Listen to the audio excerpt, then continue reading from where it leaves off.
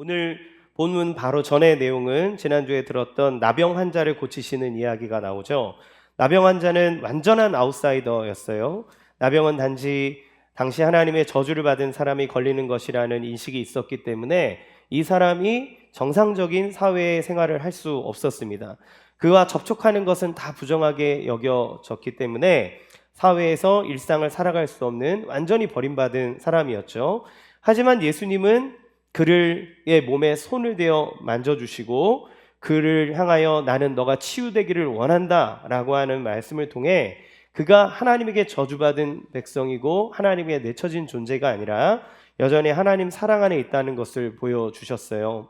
그리고 오늘 누가는 이 나병 환자와 함께 중풍병자의 이야기를 이어서 소개합니다.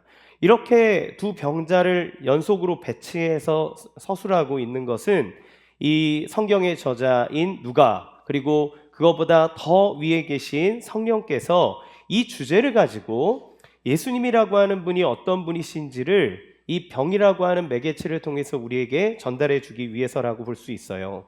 중풍병자에게 예수님은 어떻게 행하실까요? 또 다른 어떤 날 예수님께서 사람들을 가르치시는 때였습니다. 그때 그 안에는 바리새인도 있고 율법학자도 있었어요. 이 사람들이 여기에 왜 있을까요?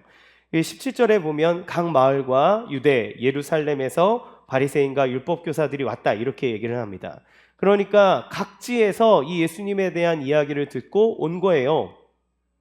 예수님이 탁월한 가르침, 그리고 그가 병든 자를 고친다라고 하는 소문들이 파다하게 났기 때문에 이 예수가 누구인가라고 하는 걸 보기 위해 온 거죠. 이 사람들은 사실 믿기 위해 온 것은 아닙니다. 체크하러 온 거예요. 우리 아군인가 적군인가, 이 사람이 우리와 함께 할 사람인가, 우리가 배척해야 될 사람인가 라고 하는 걸 체크하러 온 거죠. 그러니까 여러분, 예수님 주변에 사람이 얼마나 많았겠습니까? 예수님을 배척하려고 하거나 예수님을 판단하려는 사람들, 병 고침 받으려는 사람들, 가르침 받으려는 사람들, 이런 사람들이 다 모여 있기 때문에 예수님이 지금 가는 곳마다 사람들로 가득한 거죠. 지금 실내에서 예수님이 말씀을 전하고 있을 뿐만 아니라 병든 자를 고치는 중에 있어요. 그런데 한 중풍병자도 예수님에 대한 소문을 들었습니다. 그는 예수님에게 가고 싶지만 이 중풍병이라고 하는 것이 온몸을 움직일 수 없는 상태에 있는 병이기 때문에 그는 스스로 예수님에게 갈 수가 없어요. 그러나 다행인지 그에게는 그를 옮겨줄 친구들이 있습니다. 침상째로 그들을 들어다가 예수님께 갔어요. 그러나 지금 예수님이 계신 곳에는 온갖 무리들로 가득 차 있습니다. 그러니까 혼자서도 거기를 비집고 들어가기 힘든데 침상을 들고 그 사이를 뚫고 들어가는 것은 정말 너무 불가능한 일인 것처럼 보였어요. 이때 이 사람들은 황당한 생각을 하게 됩니다. 그는 그 중풍병자를 데리고 지붕으로 올라갑니다. 그리고 천장에 있는 지붕을 뚫고 중풍병자를 달아내리는 생각을 한 거죠. 자, 예수님은 병자를 고치고 있는 그때 천정에서 흙이 우수수 떨어지기 시작합니다. 이윽고 천정이 뻥 뚫리고, 요만한 구멍은 아니겠죠. 침상이 내려와야 되니까. 그러니까 큰 구멍이 뚫려져 버리고 그 위에서 중풍병자가 침상에 누인 채 내려오는 거죠. 이 황당한 일은 중풍병자의 간절함, 내가 이 병이 정말 나았으면 좋겠다라고 하는 간절한 소망과 그를 달아내린 친구들의 몸부림치는 사랑이 콜라보를 이루어낸 아주 놀라운 장면이라고 표현할 수 있어요. 예수님은 어떻게 하십니까? 그들의 믿음을 보시고 그 중풍병자의 병을 고쳐주셨어요.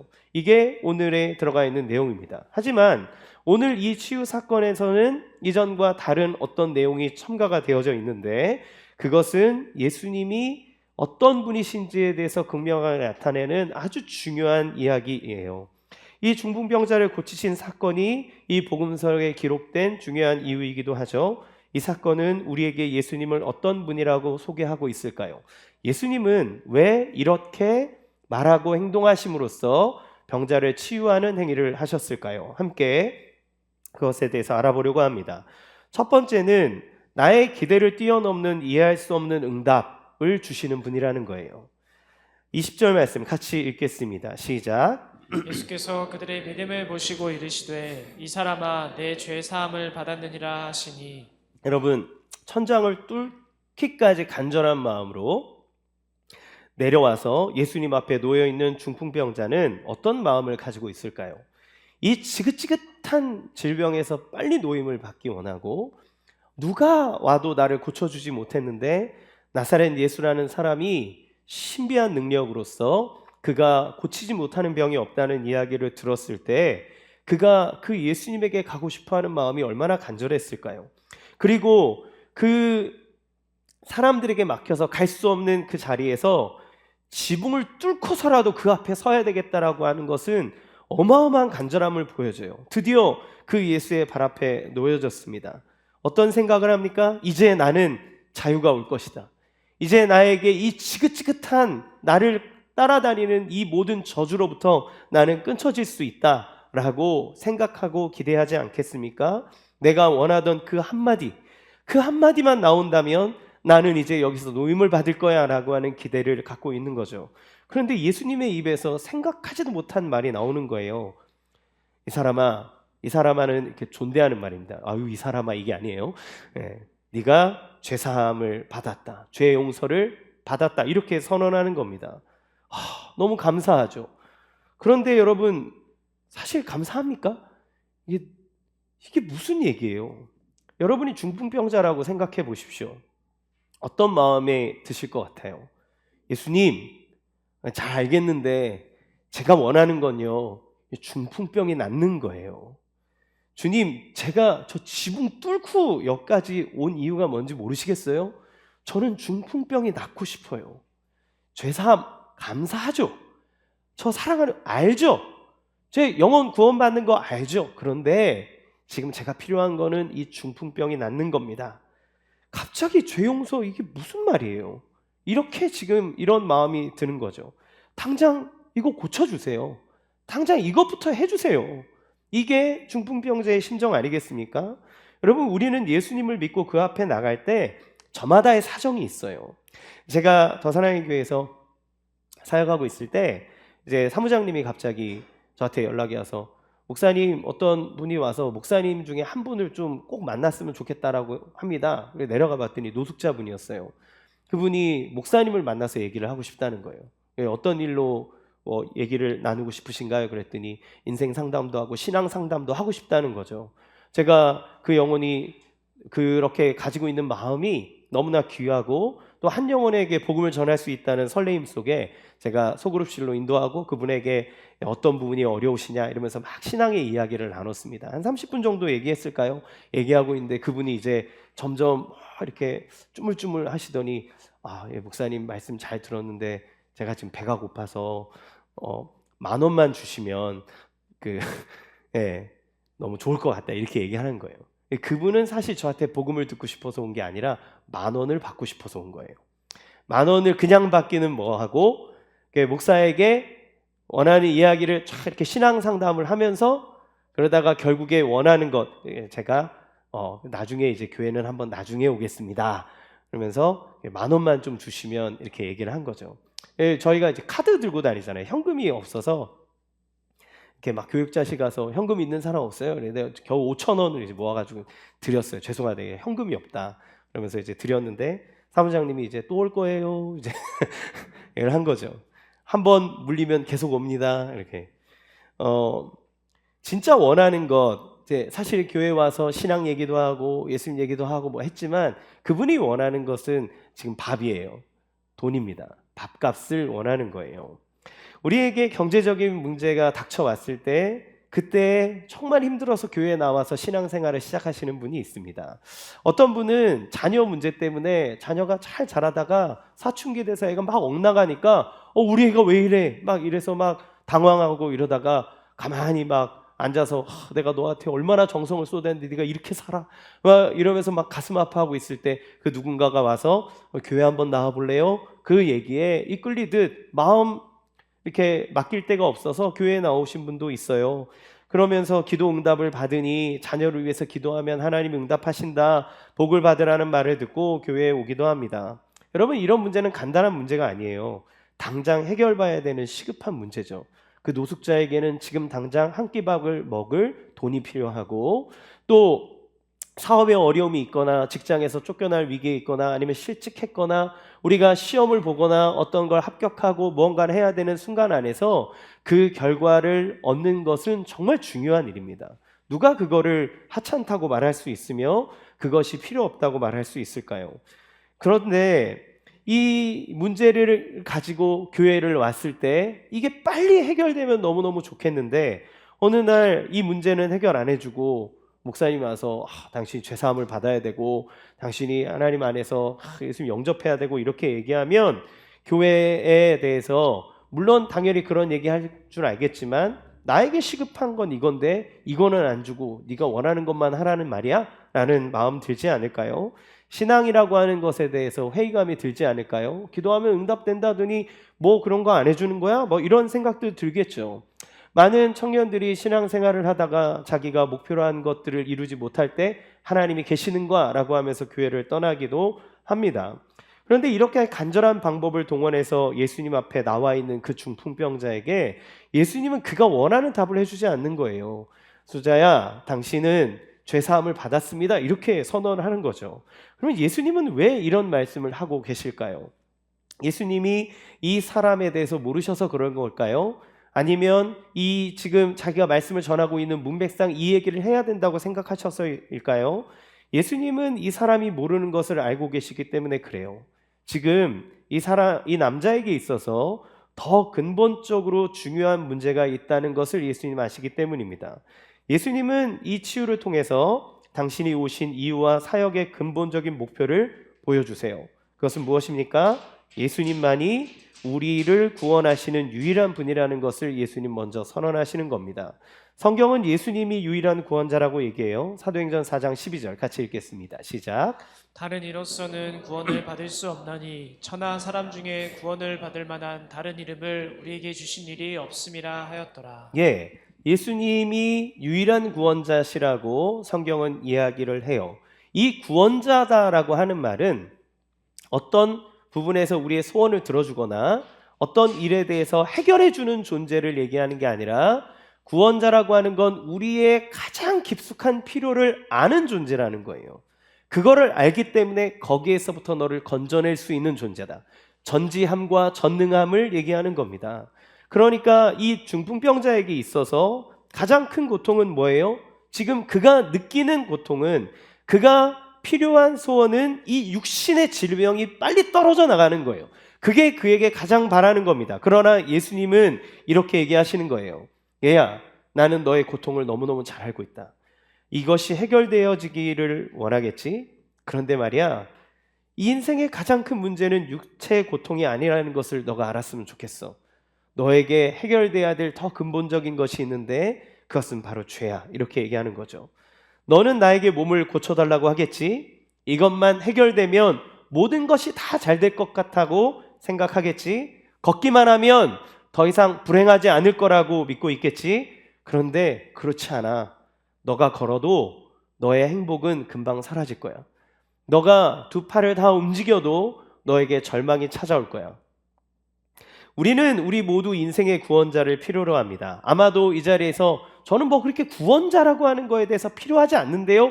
라고 얘기하는 사람이 있을 거예요. 그런데 이 부분에 대해서 틴켈러 목사는 이렇게 얘기합니다. 자신의 분야에서 성공하는 것이든 어떤 사람과의 특별한 관계를 이루는 것이든 심지어 일어나 걷는 것이든 이것만 가질 수 있다면 소원만 성취된다면 그러면 모든 것이 괜찮아질 텐데 라고 말한다. 이렇게 말하는 사람은 자신을 불행과 환멸에서 구원해 줄 것을 찾고 있다. 이 소원을 구세주로 삼은 것이다. 물론 실제로 구세주라는 표현을 쓰지는 않는다. 하지만 행동으로 그렇게 말하고 있다. 이렇게 표현해요. 이게 무슨 말입니까? 우리는 우리의 삶에 수많은 문제들을 접하고 살아가잖아요.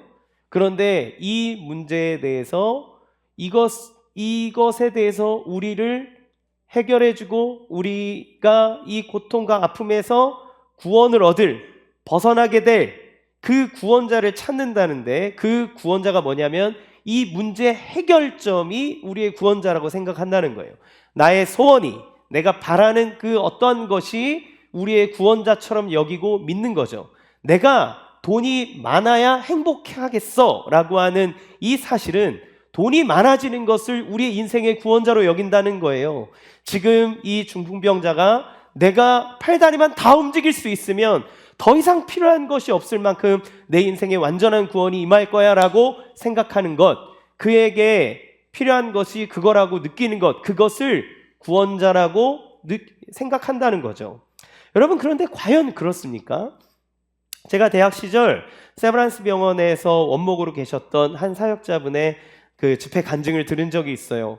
그분은 여자분이셨는데 남편을 일찍 여의고 그 다음에 예수님을 만나 이렇게 하나님의 말씀을, 복음을 전하는 사역자로 사역하시던 분이었습니다. 그런데 그분이 이제 세브란스 병원에서 원목으로 계시다 보니까 수많은 환자들을 만나잖아요.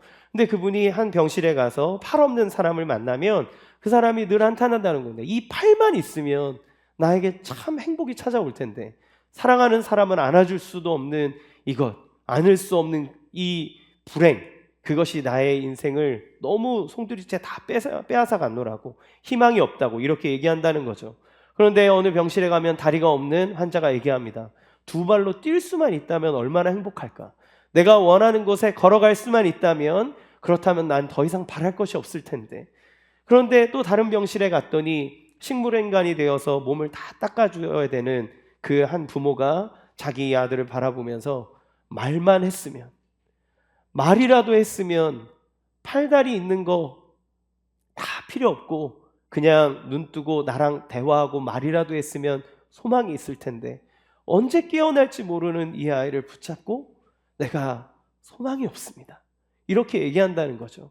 그때 그분이 뭐라 그러셨냐면, 자기는 자기 다리가 무다리여서 자기 다리를 그렇게 저주했대요.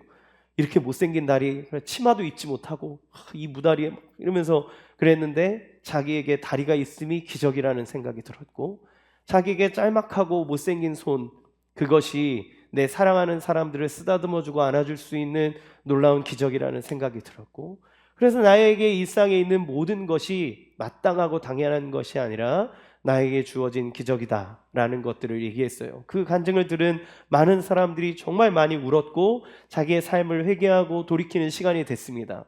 그런데 여러분, 그런 관점에서 따져보면 우리에게는 그 누군가에게 기적 같은 일이 늘 따라다니고 있는 거잖아요. 그러면 여러분, 손발 다 했고 여러분 잘 보시고 모든 걸 할 수 있는데 행복하십니까? 여러분에게는 부족함이 없습니까? 여러분에게는 불만족이라고 하는 것이 없습니까? 여러분, 누군가 간절히 원한 결혼도 하셨을 거고 자녀를 낳으시고 또 어느 정도 키워놓으시고 뭔가를 다 하고 있는데, 그러면 여러분의 삶에는 아무런 문제가 없습니까? 우리는 우리의 삶 속에서 내가 이 문제만 해결된다면 그러면 아무런 바랄 것이 없을 텐데, 내가 이 목표치만 이룬다면, 내가 이 대학교에만 들어갈 수 있다면, 이 직장만 얻을 수 있다면, 내가 저 사람과 결혼만 할 수 있다면, 그러면 나는 모든 것을 다 가진 행복한 사람이 될 텐데 나는 그게 없어서 불행해 라고 하며 여러분의 구원자를 그 어떤 소원이 이루어지는 것에다 두고 살아가고 있지는 않나요? 우리는 우리의 소원이 이루어지지 못하면 불만족과 공허함을 느낍니다. 하지만 소원이 이루어지면 그 소원이 이루어져도 채워지지 않는다는 것을 깨달아 알게 돼요. 여러분, 이 말에 대해서 오해하지 마시기 바랍니다. 돈을 벌어 부자가 되는 것, 유명해지는 것, 원하는 대학교에 가는 것, 결혼하고 이렇게 하는 것들이 나쁘고 허망하다고 하는 걸 얘기하는 것이 아니에요. 이거는 중요한 겁니다. 여러분, 필요한 거죠. 여러분, 하나님께서 여러분에게 물질을 주시기 원하고, 여러분이 목표로 하는 것들을 이루기 원하고, 여러분 안에 건강하기를 원하고, 여러분 안에 하나님 주시는 생명력 있는 멋진 삶을 살아가기를 원하고, 청년들은 멋진 배우자를 만나 아름다운 가정을, 또 여러분이 가고자 하는 인생의 걸음을 걸어가기를 간절히 소망합니다. 예, 소망이에요. 근데 문제는 뭡니까? 이것을 우리의 인생의 목표요 구원자로 삼는다는 것이 문제인 거예요. 이것이 있으므로 나에게 행복이 있고 이것이 없으므로 우리가 불행하다고 느끼는 것, 이것이 우리의 목표가 되고 우리의 주님이 될 때 우리는 반드시 실망하게 되고 그것에 배신을 느끼게 됩니다. 성경은 우리에게 있어서 더 근본적인 문제가 해결돼야 된다고 얘기하는 거예요. 너가 원하는 소원이 이루어지는 것보다 더 근본적인 문제가 해결되어야 그때 너는 만족함을 누린다는 거예요. 그건 죄의 문제입니다. 죄는 무엇이에요? 살인, 간음, 도적질. 여러분, 이건 죄의 열매입니다. 죄는 뭡니까? 우리에게 생명 주시고 우리를 이 땅에 있게 하시는 하나님으로부터 떠난 것, 그 하나님을 우리의 주님으로 두지 않은 것, 그분이 우리의 인생의 통치자로 두지 않는 그것이 죄인 거예요. 그러면 진정한 문제는 무엇입니까? 우리 각자가 우리를 구원하기 위해 이 땅에 오신 예수 그리스도 이외에 다른 것에서 우리의 목표, 비전, 우리의 정체성을 찾으려 한다는 것, 그게 문제라는 겁니다. 따라서 예수님은 중풍병자에게 네가 죄사함을 받았다라고 말씀하시는 것, 그거는 단지 죄를 없애주겠다라고 하는 것을 넘어서 내가 네 인생 안으로 들어가겠다. 너의 삶과 너의 화평과 평안을 위해서 내 모든 것을 너에게 주겠다라고 하는 표현이 되는 거예요. 주님은 모든 것을 가지고 계신 하나님이십니다. 그분이 우리에게 얘기하는 거예요. 내가 너에게로 들어가겠다. 너의 인생에 너와 함께 하겠다. 이거는 우리의 기대를 뛰어넘는 응답이지만 그러나 우리가 가늠하지 못하는 응답이기에 우리는 때로는 당황하기도 하고 때로는 이것이 정말 필요한가라고 하는 질문을 갖지만 주님을 갖는 것은 모든 것을 얻는 거예요. 그래서 주님은 이 말을 통해 우리에게 당신의 마음을 전해주시는 겁니다. 그래, 두 번째, 이해할 수 없는 응답 속에 있는 예수님의 깊은 사랑을 전해주시는 거예요. 21절 같이 읽어보겠습니다. 시작.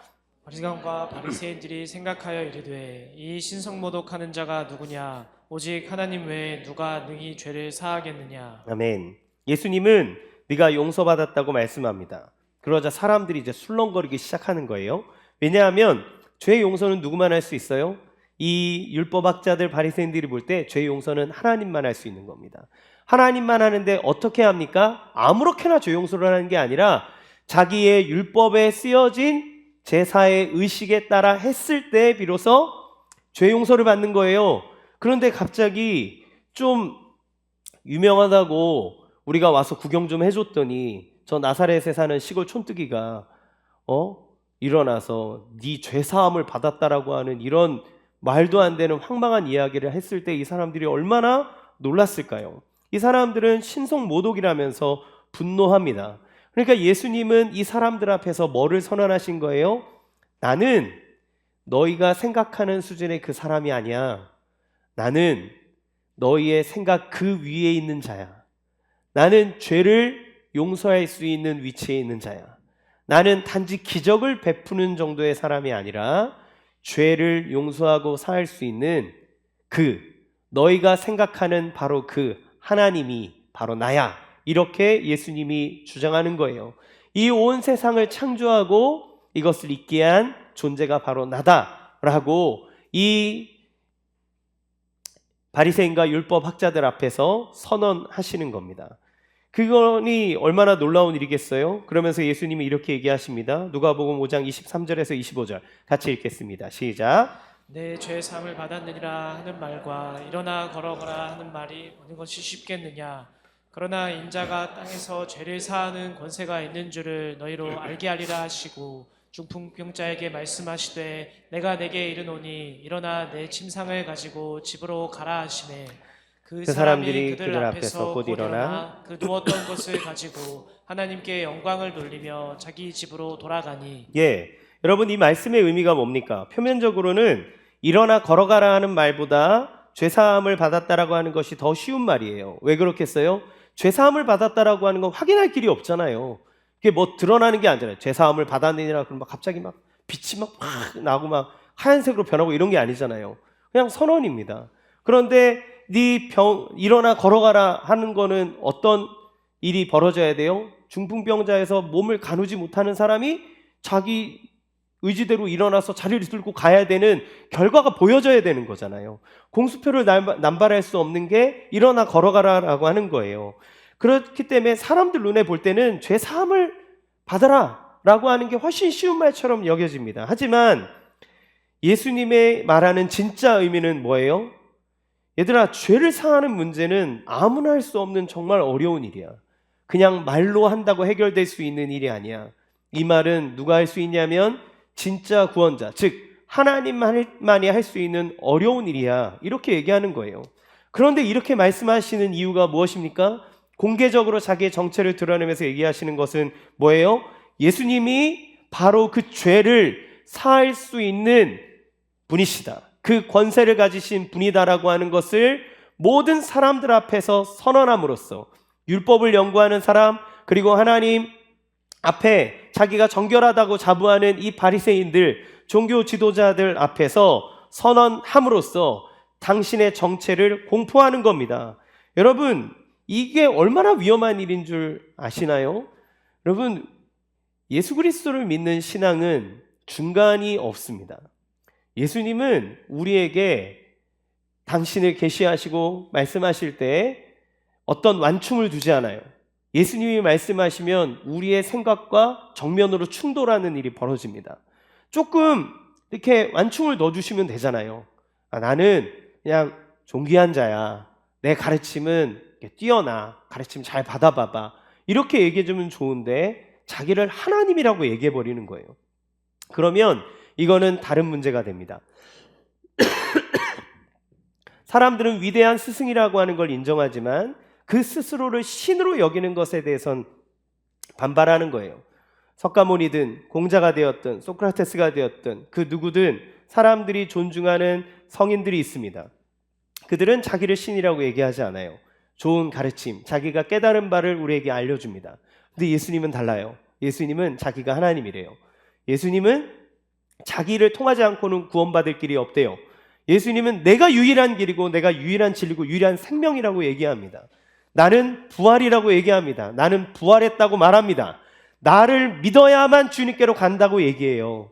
그러면 저거를 믿어도 괜찮고 네가 취향껏 결정해봐 이렇게 얘기하는 게 아니라 오직 나만이 너희를 구원할 만한 유일한 자라다라고 하는 걸 얘기하는 겁니다. 이거는 우리에게 반감을 줘요. 우리의 생각과 충돌합니다. 그럼에도 불구하고 주님은 분명하게 이렇게 선언하시는 거예요. 기독교 신앙을 갖는다는 것은 여러분 온 마음과 정성을 다해 따져보셔야 됩니다.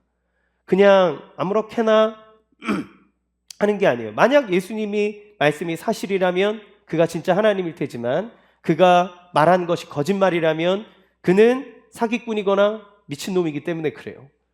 이 둘 사이에 중간은 없습니다. 예수님은 이 둘 중 하나예요.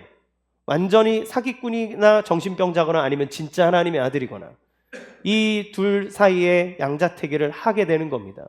그러므로 여러분 신앙생활은 무지성으로 아무렇게나 믿으면 안 돼요. 여러분 정말 그리스도가 주이신지를 따져보십시오. 생각하십시오. 그를 받아들여도 될 만하다면 정말 받아들여야 하는 것이고 그의 말이 거짓이라면 우리는 뒤도 돌아보지 말고 그를 떠나야 됩니다. 그를 믿으면 안 되는 거예요. 미친 사람을 우리의 주로 우리의 주인으로 섬겼다가는 그 인생은 나락으로 가기 때문에 그래요. 예수님은 자기를 그렇게 선언하는 겁니다. 내가 바로 하나님이다. 너희의 죄를 용서하고 해결할 그 존재다라고 얘기하는 거죠.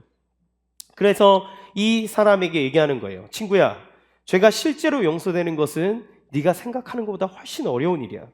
나는 기적만 일으키는 사람이 아니란다. 나는 구세주야. 기적을 일으키는 사람이라면 누구나 상을 가지고 걸어가라 말할 수 있지만 죄를 사했다는 말은 오직 하나님, 세상의 구주만이 할 수 있는 거야. 내가 그란다. 내가 너의 인생으로 들어가고 싶어. 내가 너와 함께하고 싶어 라고 이 중풍병자에게 예수님 자신을 소개하고 사람들에게 자신을 드러내는 거예요. 예수님께서 이렇게 선언하시고 명하시니 어떤 일이 일어납니까? 중풍병자가 자리를 들고 일어나 걸어갑니다. 무엇을 보여주나요? 예수님의 죄사함이 그 선언이 진짜 능력이라고 하는 것을 중풍병자가 가지고 있는 병이 치유되고 회복됨으로써 예수님의 말이 증명이 되는 거죠. 예수님께서 진짜 죄를 사하는 권세, 그 죄의 저주 아래에서 사람이 죽음을 당할 수밖에 없는데 죽음이 나타나는 가장 기본적인 형태는 질병 아닙니까? 우리는 병에 걸릴 때 죽음을 느끼잖아요. 그런 것처럼 예수님이 죄를 사하셨을 때 그 모든 저주가 끊쳐지고 그가 그 병의 저주에서 벗어나 자리를 들고 일어나는 일들을 통해 예수님의 응답이 그 모든 것을 포함하고 있다는 것을 보여줍니다. 예수님이 우리를 만나 주셔서 그분이 우리의 인생에 오면 우리는 이거 하나 해결해 주세요라고 주님 앞에 가지만 주님은 그것을 뛰어넘는 은혜를 주시는 거예요. 살아갈 힘을 주시고 동기를 주시고 비전을 주시며 진정한 생명을 주십니다.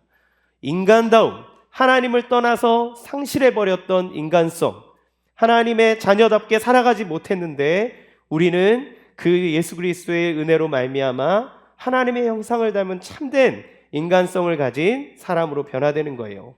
그러면 여러분, 이 중풍병자는 어떻게 죄사함을 받게 됩니까? 예수님이라고 아무렇게나 네 죄사함을 받았다 그러면 다 되는 건가요? 이것은 예수님께서 그의 죄의 대가를 치러주셨기 때문에 그래요. 예수님이 어떻게 그의 죄의 대가를 치러주십니까? 예수님이 십자가를 지시잖아요. 그런데 많은 학자들이 뭐라고 얘기하냐면 예수님이 여기에서 했던 선언이 그 사람들로 하여금 예수님을 죽여야 되겠다라고 하는 생각의 첫 단초라고 얘기합니다. 그러니까 그 전까지만 해도 신기하고 놀라운 사람이 나타났다고 얘기하지만 예수님이 내가 죄를 사할 권세가 있는 사람이야, 죄사함을 받아 라고 선언했을 때 얘는 살려두면 안 되는 존재구나 라고 이 사람들이 생각한 거죠. 예수님은 의식적으로 그 종교 지도자들 앞에서 자기 자신을 계시함으로써 이 중풍병자를 죄에서 놓이고 질병에서 깨끗하게 하시는 대신에 당신은 십자가의 길로 발걸음을 내딛으신 거예요. 예수님은 그 중풍병자를 위해서 자기가 죽어 피를 뿌리는 그 죄사함의 희생을 하기로 결정하신 겁니다. 예수님은 그 길을 걸어가는 거예요. 능력 많은 이가 언제 나에게 능력을 행할 수 있습니까? 그것은 나를 사랑할 때입니다. 능력이 아무리 많아도 그가 날 사랑하지 않으면 아무 일이 일어나지 않아요. 그렇죠? 예. 요 근처에 삼성전자가 있는데 저 그 근처 사는데 저 이렇게 좀 돈 좀 주시면 안 됩니까? 누가 줍니까? 아무도 안 줘요. 누가 능력자에게 사랑을 받습니까? 그 은혜를 누립니까? 그의 사랑을 받는 자여야 돼요. 예수님이 중풍병자를 긍휼히 여기셨고 그를 사랑하셨습니다.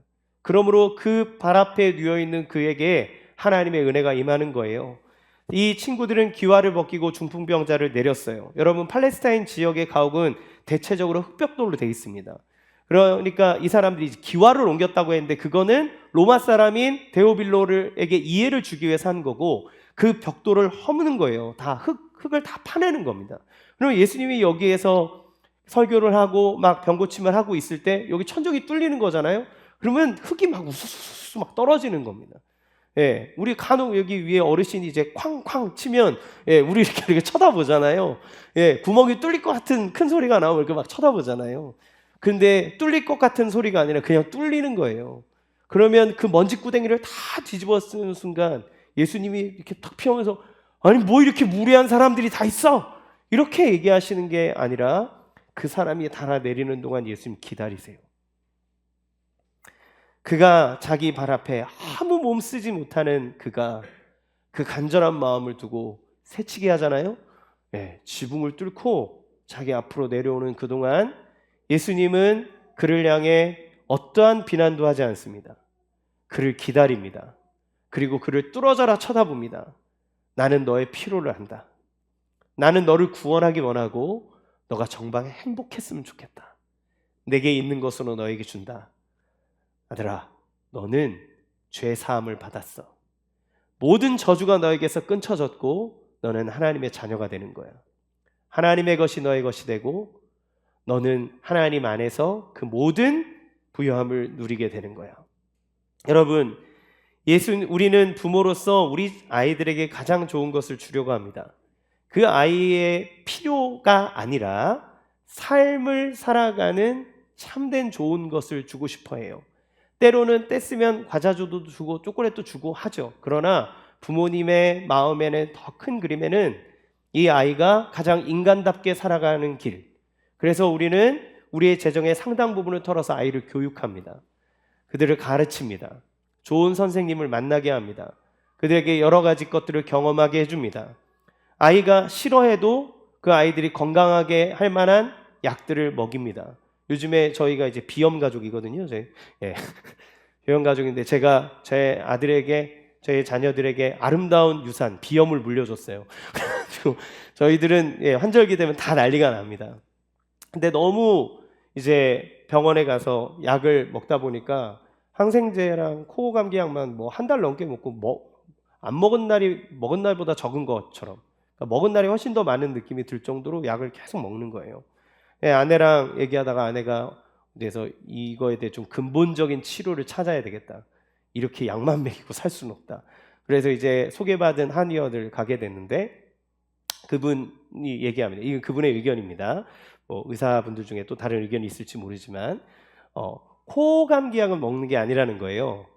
항생제는 상관없지만, 왜냐하면 그건 말라버리게 하는 거, 코를 마르게 하는 건데, 코를 마르게 하면 코의 점막이 촉촉하게 젖어 있어야 되는데 그걸 말려버리면 그때 당장은 좋을지 모르지만 기능이 상실돼서 나중에는 더 자주 걸리는 일이 생기게 된다. 그러니까 그거를 잘 이제 넘기는 법을 해야 되고 더 근본적인 치료를 해야 된다는 거죠. 일리 있는 얘기라는 생각들이 들었어요. 저도 하려고 했는데 어른들은 1, 20%밖에 안 좋아진대요.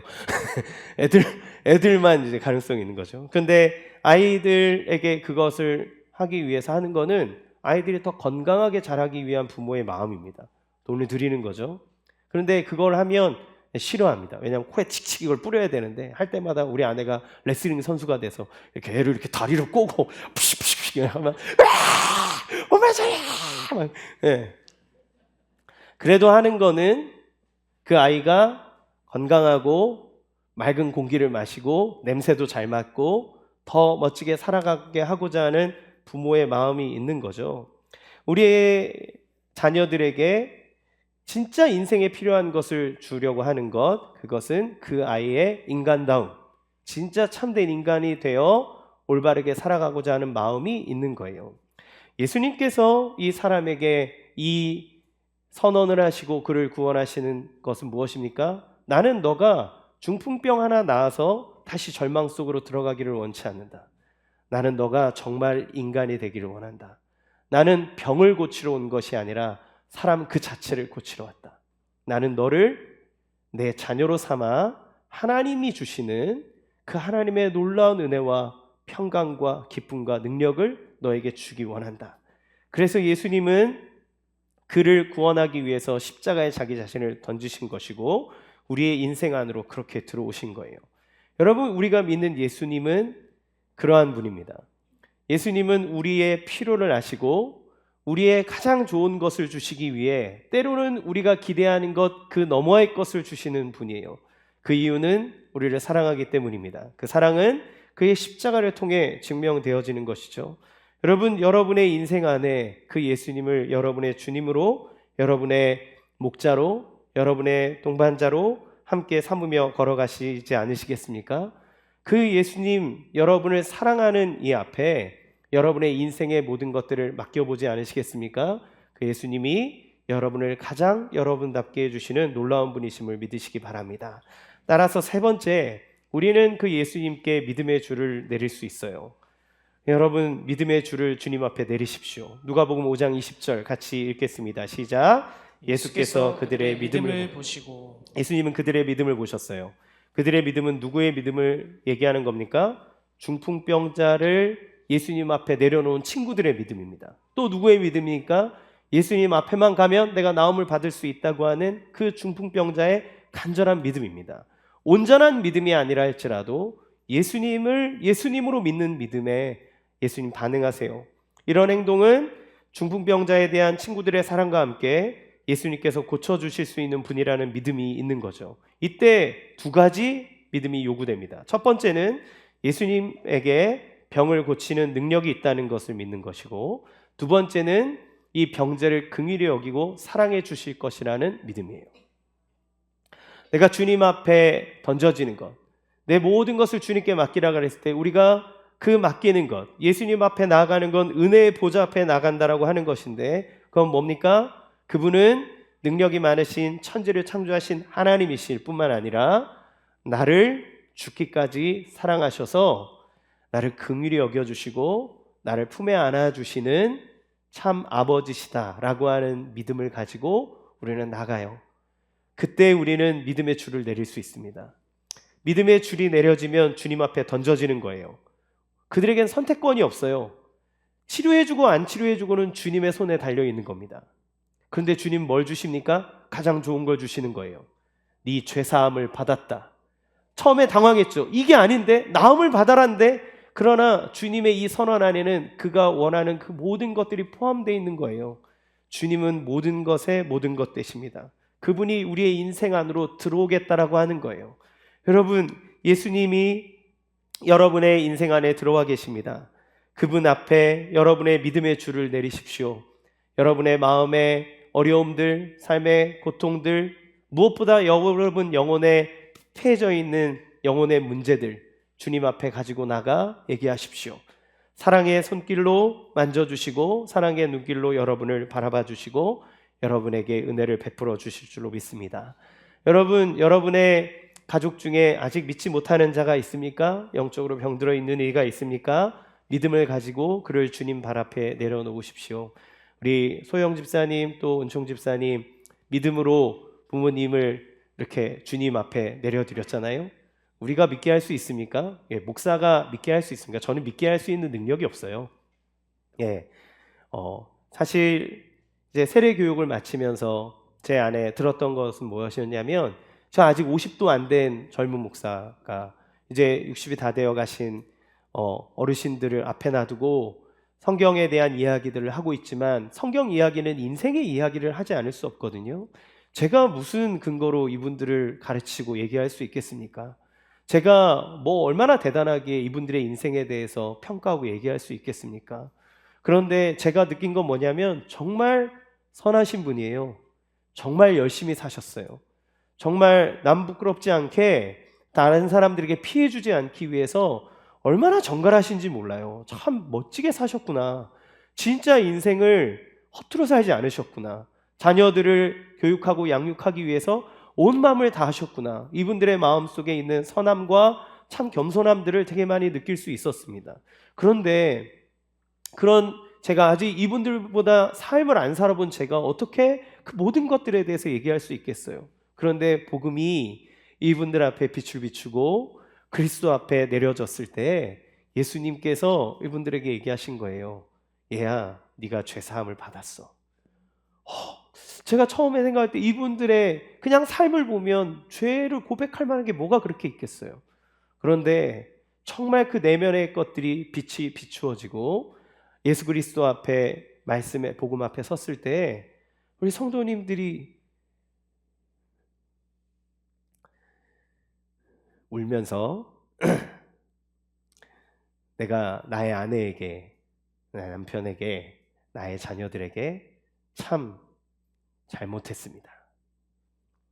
저의 죄가 우리 가족을 더 힘들게 했는지도 모르겠습니다. 하나님, 제가 부족합니다. 라고 하면서 자기의 죄를 고백하고 그리고 하나님 앞에 자기의 영혼을 맡겨드릴 때 하나님이 네 죄사함을 받았다 라고 선언하실 뿐만 아니라 그들의 마음속에 지금까지 지옥같이 살았던 그 마음속에 천국을 심어주기 시작하고 사람을 바라보고 사랑할 수 있는 여유를 주기 시작하고 그리고 그 모든 것들에 대해서 감사를 얘기하는 그 입술로 변화됐다는 거예요. 이게 목사의 능력입니까? 아니요. 저는 줄을 달아 내리는 일밖에 없어요. 주님 앞에 서면 이 놀라운 은혜가 이루어지는 줄로 믿습니다. 주님 앞에 설 때에 하나님이 주시는 그 풍성함이 우리 가운데 이루어지는 줄로 믿습니다. 여러분, 그 은혜와 사랑 안에 거하기를 원합니다. 주의 능력 안에 있기를 원합니다. 여러분의 삶 속에서 예수 그리스도의 그 은혜와 사랑으로 가득하기를 주님의 이름으로 축원합니다. 이 시간이 많이